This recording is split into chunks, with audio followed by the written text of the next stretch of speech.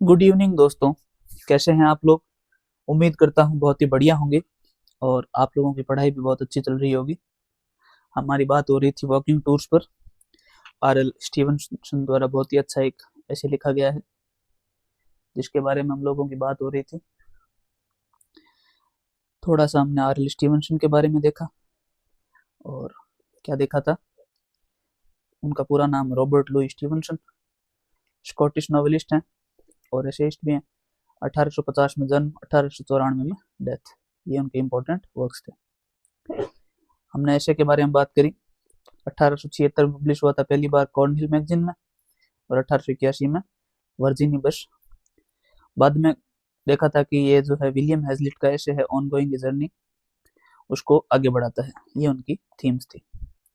ये कुछ बेसिक बातें थी। बाद में हमने टेक्स्ट शुरू किया था, ये सारा हमने पढ़ लिया था यहाँ तक। कहाँ तक पढ़ लिया था? हाँ जी, यहाँ तक पढ़ लिया था। अबू दाह का ये हमने देखा था, एक अल्यूजन आया था जो कि the tales of the genie में से लिया गया है कि ये अबू दाह जो है वो बहुत ही सक्सेसफुल मर्चेंट है, लेकिन अपने साथ में एक संदूक रखता है जिसके अंदर एक चुड़ैल होती है, हैग। हैग यानी चुड़ैल।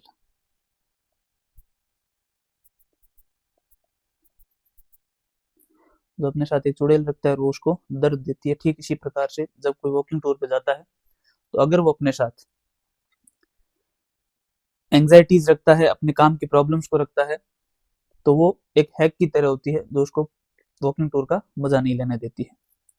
और इसने लिखा, wherever he is, whether he walk fast or slow, the chances are that he will not be happy. आगे पढ़ते हैं। and so much the more shame to himself. ये कहता है कि इससे बड़ी शर्म की बात उसके लिए कुछ हो ही नहीं सकती। There are perhaps 30 men setting forth at the same hour. same hour का मतलब उसी समय जिस समय ये बात हो रही है, उसके साथ ही जिस समय वो वॉकिंग टूर पर निकल रहा है कोई आदमी जो अपने साथ अबू दाह का जो संदूक रखता है या अपनी एंग्जाइटी साथ में रखता है, तो उसके साथ ही सेटिंग फोर्थ का मतलब होता है निकलते हैं, यात्रा शुरू करते हैं। तो उसके साथ 30 लोग होते हैं, 30 मैन। अब जो इसके अंदर जो नंबर्स आ रहे हैं ना वो इंपॉर्टेंट बन जाते हैं। तो आपके क्वेश्चन बनेगा कि उसके साथ आर.एल. स्टीवनसन ने किसका रेफरेंस लिया था, कितने लोगों का रेफरेंस लिया था। तो आपको याद रखना है 30 आदमियों का रेफरेंस लिया था। तो ये कहता है there are perhaps 30 men setting forth at the same hour, मतलब 30 लोग उसके साथ रवाना हुए होंगे। एंड आई वुड ले ए लार्ज वेजर। वेजर का मतलब होता है शर्त लगाना। तो मैं एक बड़ी शर्त लगा सकता हूँ that there is no not another dull face among the 30। ये कह रहा है कि मैं शर्त लगा के कह सकता हूँ, बड़ी शर्त लगा के कह सकता हूँ कि उन 30 फेसेस में से कोई भी उसके जितना डल फेस का नहीं होगा, उसके जितना नीरस नहीं होगा। क्योंकि यात्रा शुरू करते समय सब में उत्साह होता है, अपने काम के प्रति, अपनी यात्रा के प्रति एक उमंग होती है कि यात्रा इस प्रकार से जाएगी, हम दिन भर में ये करने वाले हैं। तो लेकिन जो अपने साथ एंजाइटीज रखेगा उसका फेस डल होगा। आगे लिखते हैं, it would be fine thing to follow. ये कह रहे हैं कि कितना अच्छा होता, it would be a fine thing to follow. Follow करना उन लोगों को जो यात्रा पर जा रहे हैं। कब तक? In a coat of darkness. Coat of darkness का मतलब होता है, देखो उस समय ऐसा माना जाता था, या माना जाता क्या है, एक कोट ऑफ डार्कनेस का मतलब होता है ऐसा कोट जिसको पहनने के बाद हम लोग अदृश्य हो जाएं। तो कहीं पर जाएं तो हमारा शरीर दिखता नहीं है, हम किसी चीज को फॉलो करें तो हमारा शरीर दिखता नहीं है, तो उसको कहते हैं कोट ऑफ डार्कनेस, मतलब उसको पहनने के बाद हम लोग अदृश्य हो जाते हैं। तो आर.एल. स्टीवनसन कहते हैं कि कितना अच्छा होता अगर हम लोग उसको फॉलो कर पाते, यात्रियों को फॉलो कर पाते, कोट ऑफ डार्कनेस पहनकर, one after another of the wayfarers. Wayfarers का मतलब होता है पथिक, यात्री। तो वन आफ्टर अनदर, एक के बाद एक जो यात्रा शुरू कर रहे हैं, हम काश हम उन लोगों को फॉलो कर पाते, उन लोगों का पीछा कर पाते कुछ देर तक, तो हमें पता चलता कि वो लोग क्या सोच रहे हैं, उनके दिमाग में उत्साह की कौन सी रेस चल रही है, या वो उस समय जब यात्रा शुरू करते हैं तो उनके मन में क्या कुछ चल रहा होता है। सम समर मॉर्निंग, मतलब समर की मॉर्निंग हमने पढ़ा था पहले, हमने एक पोएम कर रखी है जैसे, shall I compare thee to a summer's day, मतलब वहां समर के दिनों को बहुत ही सुहावना और अच्छा माना जाता है, हमारे दिनों की तरह नहीं होता जो पसीना निकाल देता है। तो समर के दिन, किसी समर की मॉर्निंग को जब यात्री अपनी यात्रा, वेफेरर्स अपनी यात्रा को शुरू करते हैं, तो कितना अच्छा होता है कि हम लोग यात्रा में उनके कुछ दूर तक, for the first few miles upon the road, कुछ यात्रा के कुछ शुरुआती जो माइल है उनके साथ हम चल पाते, तो हमको ये पता लगता कि वो यात्रा शुरू करते समय अपने दिमाग में क्या क्या ख्वाब संजोकर चलते हैं। दिस वन, अभी आगे उन यात्रियों का थोड़ा सा वर्णन दे रहा है, कुछ अलग अलग, दो तीन का, तीन का देगा। दिस वन, ये उसके सामने कोई यात्री है, जैसे अब इमेजिन कीजिए जो यात्रा पर निकल रहा है, वो कैसे चलता है, वो वॉक्स फास्ट, जो तेज तेज चल रहा है, विद ए कीन लुक इन हिज आईज, जिसकी कीन लुक का मतलब होता है फोकस्ड है, वो किसी चीज को पैनी निगाह से देख रहा है, कीन लुक का मतलब पैनी निगाह। तो विद ए कीन look in his eyes is all concentrated in his own mind, जो अपने दिमाग में फुल्ली कंसंट्रेटेड है, फुल कंसंट्रेट कर रहा है किसी चीज पर, किसी भी चीज को, जैसे रास्ते में आने वाले पेड़ों को, किसी लैंडस्केप को, नदी को, पहाड़ों को बहुत ही पैनी नजरों से देख रहा है, उसकी एक एक खूबसूरती को देख रहा है। और क्यों देख रहा है वो आगे लिखा हुआ है, is up at his loom weaving and weaving to set a landscape to words. ये जो पहला आदमी है जो तेज तेज गति के साथ चल रहा है और अपनी निगाहें पैनी कर रखी है, जिसने, जो बहुत ही फोकस्ड है अपने दिमाग में, क्यों है, क्योंकि वो शायद कोई कवि है जो अपने शब्दों में लैंडस्केप को पिरो रहा है, ठीक उसी प्रकार से जिस प्रकार कोई हथकरघा नहीं होता, जैसे करघा जिस पर लूम यानी कि ऊन काती जाती है, तो उसको कहते हैं लूम, यानी कि वो अपनी लूम पर बैठा है और वीविंग एंड वीविंग बुनाई कर रहा है।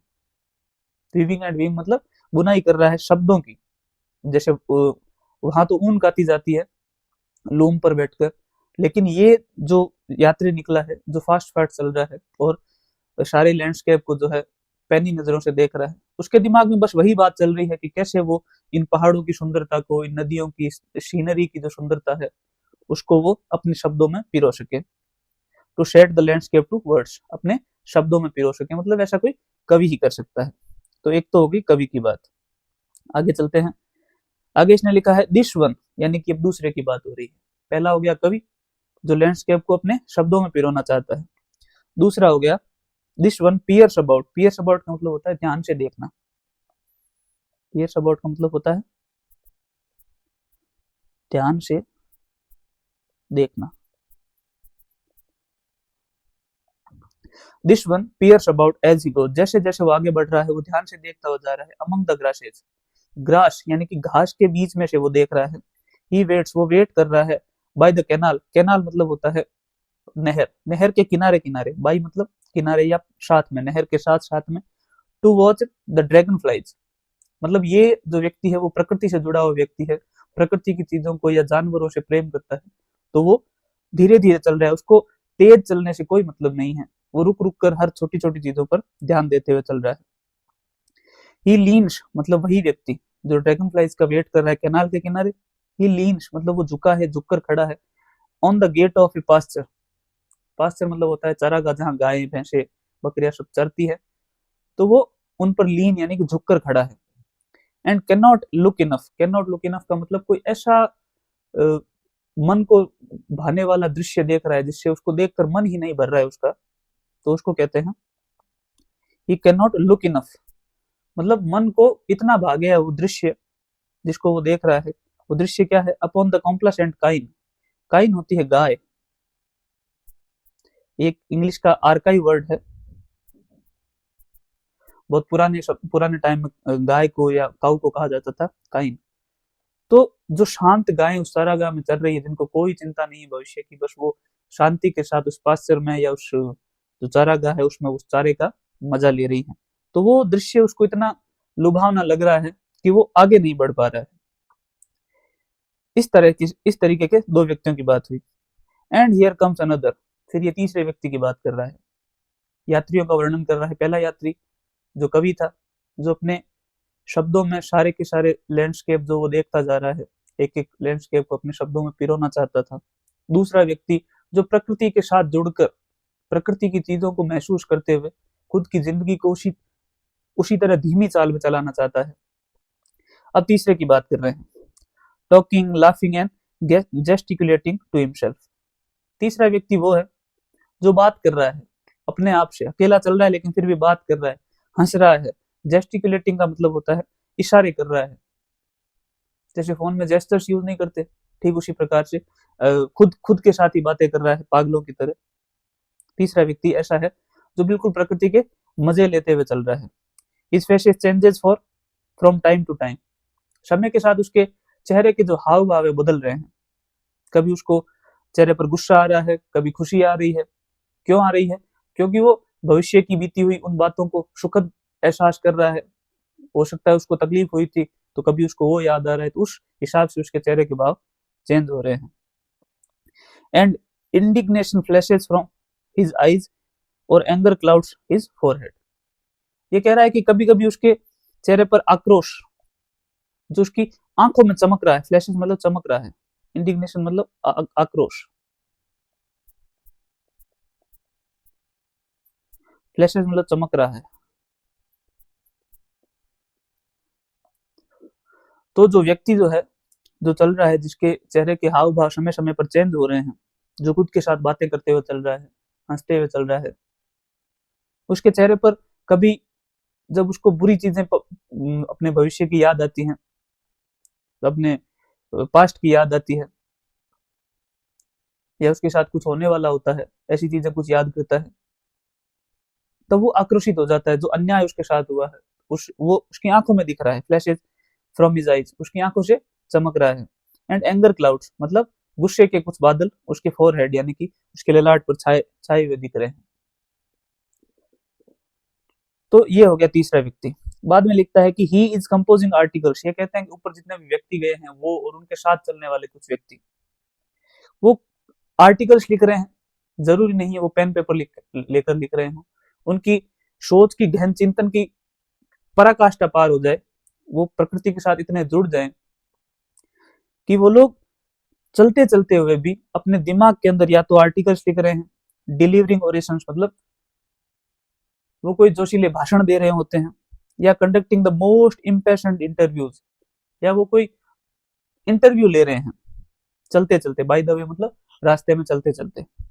तो इस प्रकार के काम कर रहे हैं। और लेखक या पोएट या ऐसे जो बोलते हैं, आर एल स्टीवनसन बोल रहे हैं कि काश हम लोग कुछ दूरी तक, जब वो यात्रा शुरू करते हैं और यात्रा के नशे में डूबने लगते हैं, पूरी तरीके से डूब जाते हैं, तब वो इस तरीके के काम करते हैं। उन लोगों के साथ हम कुछ दूरी तक, कुछ माइल्स तक, फर्स्ट कुछ माइल्स तक यात्रा कर पाए तो कितना बढ़िया होता। और उन्होंने 3 तरह के यात्रियों के बारे में डिस्क्रिप्शन दिया।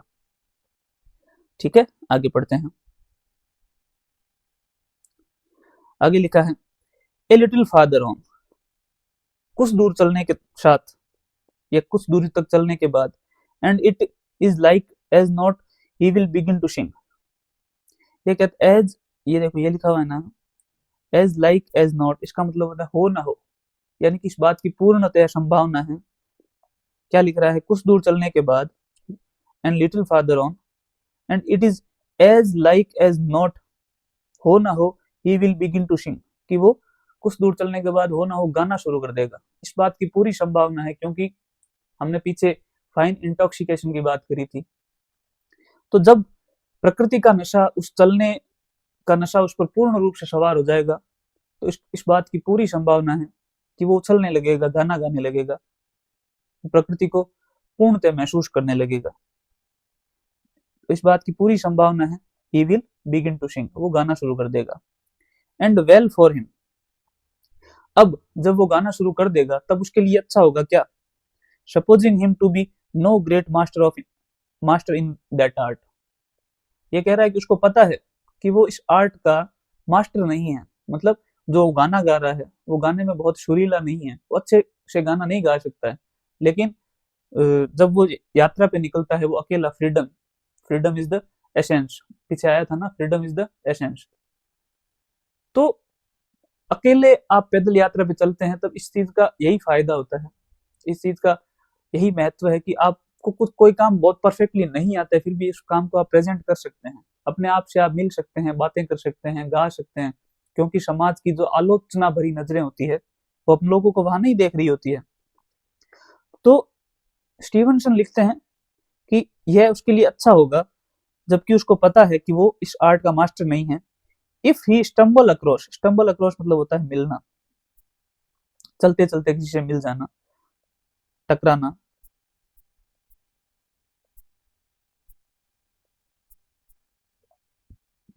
If he stumble across no stolid peasant, stolid का मतलब होता है नीरस, भाव शून्य, एट ए कॉर्नर, ये कहता है कि यह उसके लिए अच्छा होगा कि जब वो गाते हुए जा रहा है, जब वो गाना शुरू कर रहा है, तब उसको कोई नीरस सा पीजेंट ना टकराए किसी मोड़ पर, किसी कॉर्नर पर, जिसके मन में कोई भावना नहीं है, जो काम करता है क्योंकि उसको शाम को खाने के लिए कुछ ना कुछ चाहिए होता है, जिसकी काम करने का मन नहीं होता, ऐसा कोई पीजेंट उसको ना टकरा जाए। वो क्यों ऐसा सोचता है, वो आगे बताया है। For on such an occasion I scarcely know which is which is the more troubled, and whether it is worse to suffer the confusion of your trouble or the unfeigned alarm of your clown।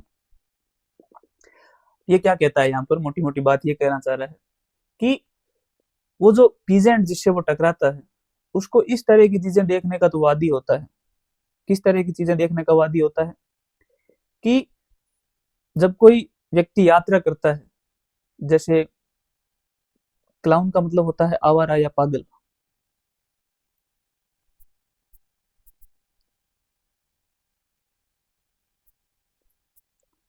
Clown मतलब होता है आवारा या पागल।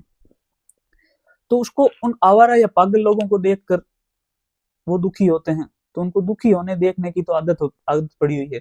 लेकिन बिना मतलब के कोई व्यक्ति जो यात्रा कर रहा है, जिसको कुछ मिलने वाला नहीं है, जो पसीने से बिल्कुल तरबतर है, थका हुआ है, भीगा, लेकिन फिर भी उसको हंसते मुस्कुराते गाना गाते हुए देखता है, तो उसको उन चीजों की आदत नहीं है, वो कंफ्यूज हो जाएगा उस अनफेंड अलार्म से। Suffer the confusion of your troubler, उस वो जब आपको हंसते हुए देखेगा तो वो कंफ्यूजन में आ जाएगा कि ये व्यक्ति बिना किसी मतलब के हंस गा क्यों रहा है, ये पागल है क्या कोई। ये आगे लिख रहा है, ए सेडेंट्री पॉपुलेशन अकस्टम्ड, मतलब नीरस जो व्यक्ति होते हैं वो इस बात के आदी होते हैं, to the strange mechanical bearing of the common tramp, can in no wise explain to itself the gaiety, gaiety का मतलब होता है अत्यधिक खुश,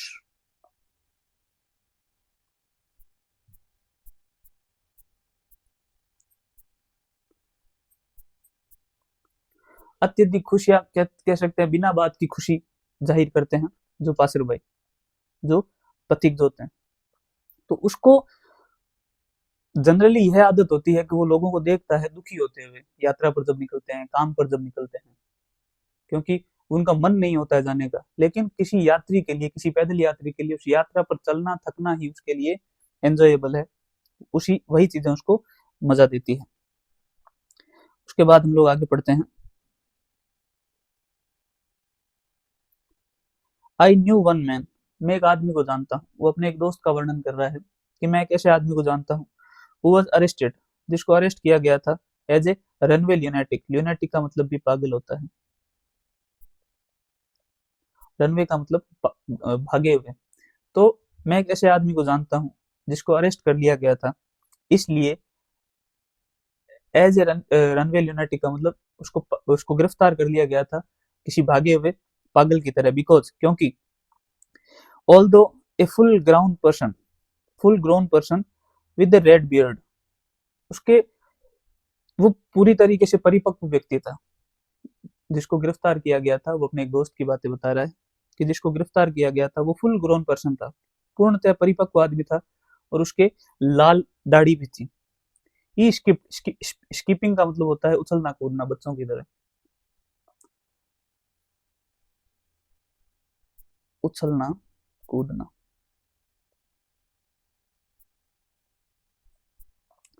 ही skipped as he went like a child, जो बच्चों की तरह उछल रहा था, कूद रहा था रास्ते में चलते समय। तो लोगों ने सोचा कि ये पागल है और उसको अरेस्ट करवा दिया। तो मैं एक ऐसे व्यक्ति को भी जानता हूँ जो जिसको गिरफ्तार किया गया था किसी भागे हुए पागल की तरह, जो रास्ते में बच्चों की तरह उछल कूद कर रहा था, जबकि वो पूर्णतः परिपक्व लाल दाढ़ी वाला आदमी था। And you would be astonished, आप दंग रह जाएंगे, आप स्तब्ध रह जाएंगे, if I were to tell you, अगर मैं आपको बताऊंगा, all the grave and learned heads, heads का मतलब आदमी, वो उसके पर्सन की बात कर रहा है, लर्नेड का मतलब होता है विद्वान और ग्रेव का मतलब होता है गंभीर।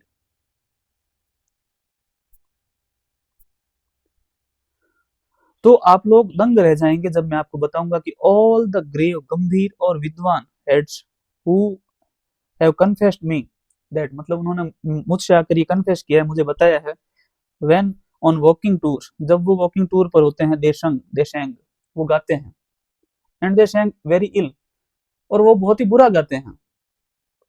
यहाँ पर एक तंज कसा जा रहा है कि जो बंद कमरों में जो लोग बहुत ही गंभीरता से पेश आते हैं, जैसे टीचर, डॉक्टर या किसी भी प्रोफेशन के लोग, व्यवसायी, जैसे आप किसी ऐसे सोच सकते हैं कि किसी कंपनी का सीईओ है जो अपने स्टाफ है उसके साथ गंभीरता से पेश आता है, बहुत गंभीर बातें करता है, लेकिन जब वॉकिंग टूर पे हो, रास्ते में चल रहा हो, तब उसको कोई देखे उछलते कूदते नाचते हुए, तब आप सोचेंगे कि ये जरूर से पागल हो गया है। लेकिन नहीं, वो लोग अपना गंभीरता का, जब वो प्रकृति के पास जाते हैं, जब वो वॉकिंग टूर पे होते हैं, तो वो अपना गंभीरता का चोला उतार कर फेंक देते हैं और वो प्रकृति के साथ जुड़कर प्रकृति का मजा लेते हैं। तो यहाँ पर वही बात लिखी हुई है, and you would be astonished, आप, एस्टोनिश्ड का मतलब होता है अचंभित।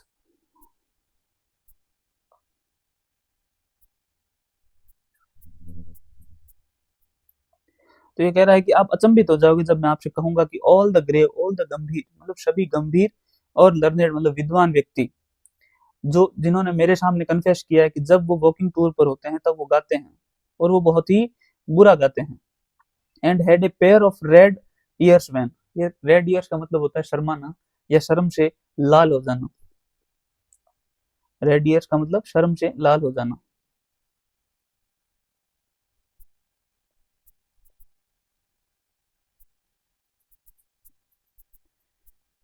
उनके कान जो है वो लाल हो जाते हैं, मतलब शर्म से वो लाल हो जाते हैं, एज डिस्क्राइब्ड अबव, जैसा कि ऊपर बताया गया है। द इनऑस्पिशियस पीजेंट, अशुभ होता है इनऑस्पिशियस मतलब, पर यहाँ पर जो किसान है उसको अशुभ वैसे कहा गया है कि उन्होंने जो है उन सभ्य लोगों की, उन बड़े लोगों की, उन गंभीर शांत विद्वान लोगों की प्राइवेसी में दखल दिया है, इसलिए इनको अशुभ बताया गया। बाकी जनरली किसान अशुभ नहीं होते हैं, उनको अशुभ इसलिए बताया गया क्योंकि वो गलत टाइमिंग पर उनको मिल गए हैं। तो ये कह रहा है कि and had a pair of red years, उन वो शर्म से लाल हो जाते हैं, एज डिस्क्राइब्ड अबव, जैसा कि ऊपर बताया गया है। The inauspicious peasant plumped into, plumped into मतलब उनके सामने आ जाते हैं, अकस्मात उनके सामने, प्लम्प डिंटो मतलब अकस्मात, सामने आना।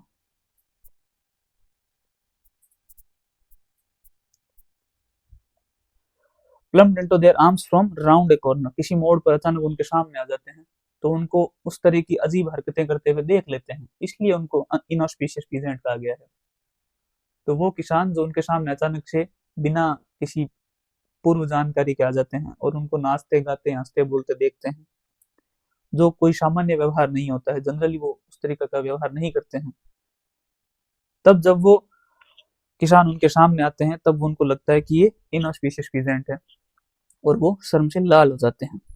तो इस तरह की बातें इस स्लाइड में देखी। आगे चलते हैं। And here लेस्ट you should think I am exaggerating, और अब यहाँ आप ये सोचेंगे, लेकिन ये कह रहा है कि लेस्ट you should think I am exaggerate, आप ये मत सोचना कि मैं एग्जेजरेट कर रहा हूँ, मैं किसी बात को बहुत बढ़ा चढ़ा कर बता रहा हूँ, मैं राई का पहाड़ बना रहा हूँ। वो एक मुहावरा है ना, storm in A tea cup, तो उस तरह की बातें मैं नहीं कर रहा हूँ। आप ये मत सोचो कि मैं इस बात को बहुत बढ़ा चढ़ा कर बता रहा हूँ, क्यों, वो किस चीज का सहारा लेते हैं, एक अल्यूजन साफ साफ लिख कर ले रहे हैं ऑन गोइंग जर्नी का। इज हैजलिट्स ओन कन्फेशन, यानी कि हैजलिट ने खुद अपने ये जो ऐसे लिखा है ऑन गोइंग जर्नी, जो कि यात्रा पर, पैदल यात्रा पर लिखा गया सबसे फाइन, सबसे अच्छा, सबसे उन्नत किस्म का ऐसे माना जाता है आज तक का। तो उस ऐसे में हैजलिट ने खुद ये चीज मानी है, which is good that there should, अच्छा ये बात यहाँ कह रहा है कि ऑन गोइंग जर्नी एक इतना अच्छा ऐसे है, which is a good that there should be tax levied on all who has not read it. ये कह रहा है कि जिन्होंने ये जो ऑन गोइंग जर्नी नहीं पढ़ा हुआ है उनके ऊपर टैक्स उनसे जो है टैक्स वसूला जाना चाहिए, वो इतना अच्छा ऐसे है। तो एक तरीके से ये एग्जेजरेट कर रहा है, लेकिन ये कह रहा है कि मेरी बातों को आप एग्जेजरेशन ना माने। और हैजलिट ने क्या कन्फेस किया है, हैजलिट ने उसमें लिखा है give me the clear blue sky over my head, कि मुझे आप मेरे सर के ऊपर क्लियर जो है ब्लू स्काई दीजिए। और क्या कहता है, and green turf beneath my feet, turf मतलब होता है घास, और मेरे पैरों के नीचे चलने के लिए मुझे ग्रीन घास दे दीजिए। और ए वाइंडिंग रोड बिफोर मी, मतलब एक घुमावदार सड़क दे दीजिए, उसको सीधी सड़कें नहीं पसंद है। घुमावदार सड़क से उसका क्या मतलब है कि किसी मोड़ पर या हर मोड़ पर उसको नया नजारा देखने को मिले, सामने उसके कुछ ऐसी भव्य चीजें आए जो उसने पहले एक्सपेक्ट ना करी हो, हर एक मोड़ पर उसको नया अनुभव, नया एक्सपीरियंस मिले। तो जब हम उसको ये सब चीजें दे देंगे, और आगे कह रहा है 3 hours मार्च टू डिनर, मतलब रात होने से पहले या रात के डिनर से पहले उसको 3 घंटे दे दीजिए चलने के लिए। और फिर एंड देन टू थिंकिंग, और फिर उसे सोचने दीजिए, और फिर आप उसकी सोच की क्षमताएं देखिए। It is hard if I cannot start some game on these lone heaths, ये कह रहे हैं कि ये मुश्किल होगा कि मैं आनंद से भरे उन क्षणों को महसूस, या जिन मैं I laugh, I run, I leap, I sing for joy, कि मैं उन पलों को इस तरीके से जीऊंगा कि मैं उनमें हंसूंगा, उनमें कूदता रहूंगा बच्चों की तरह, या उनमें उन क्षणों में मैं गाऊंगा अपने आनंद के लिए। अगर आप मेरे को क्या क्या दे दोगे, क्लियर स्काई दे दोगे, क्लियर ब्लू स्काई, मेरे पैरों के नीचे ग्रीन टर्फ दे दोगे, और वाइंडिंग रोड दे दोगे, और 3 घंटे, यहाँ ये मैंने फिर पहले भी बताया था आपको, नंबर्स जब भी नंबर्स आए तो आपको विशेष तौर पर याद रखना है कि कितने घंटों की बात करी है। या पीछे आया था 30 मैन, 30 पीपल, 30 पर्सन, तो आपको याद रखना है कितने घंटे, 3 घंटे। एंड देन टू थिंकिंग, और फिर सोचने दो मुझे। वो कह रहे हैं कि उन 3 घंटे सोचने के बाद वो इतने प्रफुल्लित हो जाएंगे कि वो हंसने लगेंगे, भागने लगेंगे, कूदने लगेंगे, और गाने लगेंगे अपने आनंद के लिए। आगे लिखते हैं, वो चिल्लाने लगेंगे क्या, ब्रेवो, कि उनको बहुत मजा आ रहा है। After that adventure of my friend with the policeman, ये कह रहे हैं उस अपने फ्रेंड के बारे में जो पहले बताया था मैंने, जिसके लाल दाढ़ी है, फुल ग्रोन है, जो गिरफ्तार हो गया है। आफ्टर द एडवेंचर, उसका जो कारनामा है जो पुलिसमैन के साथ हुआ था, मतलब उसको गिरफ्तार कर लिया था। You would not have cared, cared का मतलब यहाँ हिम्मत करना है, ध्यान रखना नहीं है। केयर्ड का मतलब आपकी, अब आर.एल. स्टीवेंसन हैजलिट को बोल रहे हैं कि अगर आपको ये कारनामा पता होता पुलिसमैन के साथ जो मेरे फ्रेंड ने किया था, मतलब वो गिरफ्तार हो गया था इस कूदने के कारण, तो शायद आप भी इस तरह की हिम्मत नहीं कर पाते, वुड यू, क्या आप कर पाते, to publish that in the first person, यानी कि अपना नाम लेकर आप इस चीज को पब्लिश नहीं करवा पाते। यानी कि विलियम हैजलिट के अंदर इस तरह की हिम्मत थी कि वो पब्लिकली ये बात एक्सेप्ट कर रहे हैं, ये बात पब्लिश करवा रहे हैं अपने नाम से, कि उनको अगर 3 घंटे मिलते डिनर से पहले चलने के लिए खुले आसमान में, नीचे घास यानी कि प्रकृति के साथ जुड़ाव के साथ, और आगे घुमावदार रोड्स उनको मिलती, तो वो कूदने लग जाते। But we have no bravery nowadays, ये कह रहे हैं कि विलियम हैजलिट में वो ब्रेवरी थी, वो हिम्मत थी, वो साहस था, आजकल के लोगों में नहीं है। एंड इवन द बुक्स में भी वो साहस नहीं है। Must all pretend to be as dull and foolish as our neighbours, ये कह रहे हैं कि वो क्रिएटिव लोग जो समाज में रहते हैं, वो लोग सामान्य दिखने के लिए, जैसे कि उनके नेबर्स यानी कि अपने आसपास के लोग हैं, नेबर्स का मतलब अपने जैसे आसपास के लोग हैं, ठीक उसी उन लोगों की तरह दिखने की खातिर वो लोग अपनी क्रिएटिविटी को मार देते हैं और प्रिटेंड करते हैं कि वो भी बिल्कुल उन्हीं की तरह डल मतलब उबाऊ और फुलिश मतलब मूर्ख हैं, जबकि वो होते नहीं हैं, लेकिन फिर भी प्रिटेंड करते हैं क्योंकि उनके अंदर साहस नहीं है। But we have no bravery, अब हमारे पास वो ब्रेवरी नहीं रही है। एंड इवन इन बुक्स, हमारी बुक्स के अंदर भी मस्ट ऑल प्रिटेंड, सब नाटक करते हैं। प्रिटेंड का मतलब नाटक करना।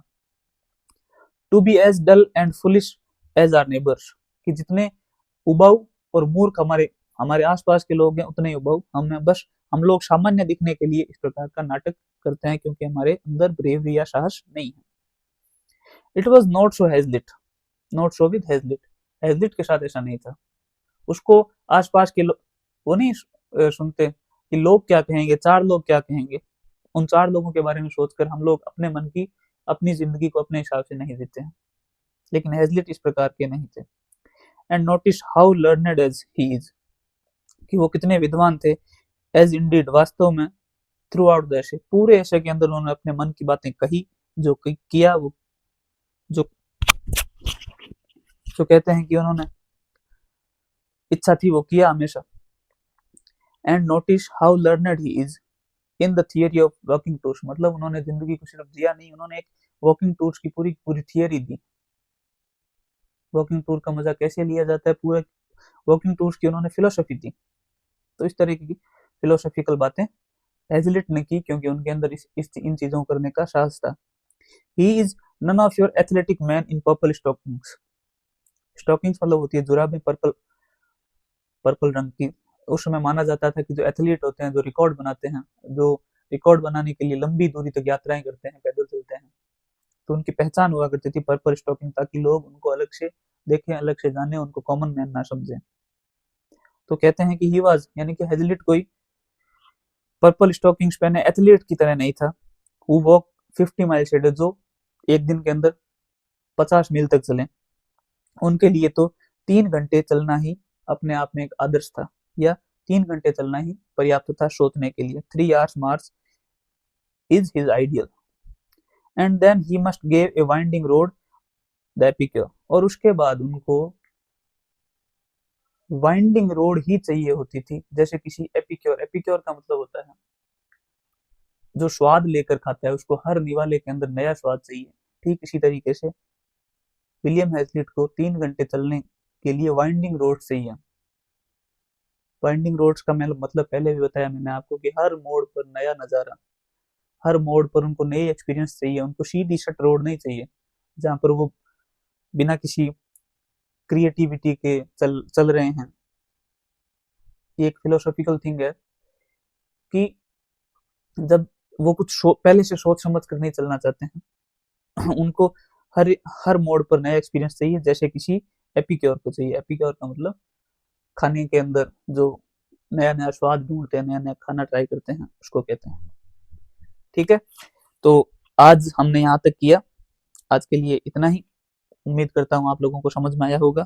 थोड़ा सा लंबा ऐसे है, हो सकता है 1-2 क्लासेस और हों। 1-2 क्लासेस में हम इसको जरूर से पूरा कर देंगे। बाकी एक बार आप पीछे से पूरा पूरा टेक्स्ट की रीडिंग लें, अच्छे से रीडिंग लें। बहुत ही आसान क्वेश्चन बनेंगे। आप लोगों को इसमें से बनने वाले 2-3-4 क्वेश्चन जितने भी बनेंगे पूरे के पूरे सही हों, ऐसी मेरी शुभकामनाएं हैं। Thank you so much. आज के लिए इतना ही।